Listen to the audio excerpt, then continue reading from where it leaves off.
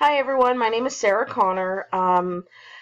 I look forward to working with everybody. I hope everybody is having a good placement, and if you're not in placement, I hope you're having a good year.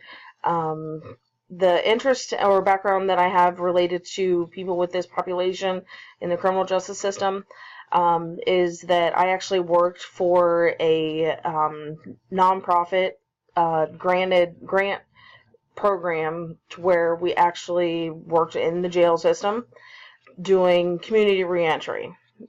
Basically, we would work with the individuals, males mostly, that were less than 6 months of their release from incarceration from a local jail.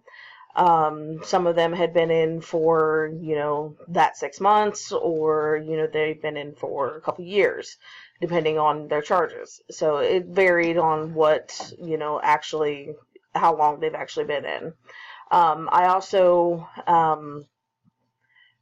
have always, that position or that job is something that actually brought me to wanting to go back to school, actually working with the inmates that, really wanted to make change, needed resources. It was clear that when I was working with them that, a lot of them that were coming out of the jail, they didn't have housing, were clean at that point, but were fearful of, relapsing, and things like that. I also am currently doing my second year placement in a drug and alcohol facility, to where I'm actually, a lot of the people that I'm working with there, do have some sort of, criminal history to where they've been involved with the criminal justice system.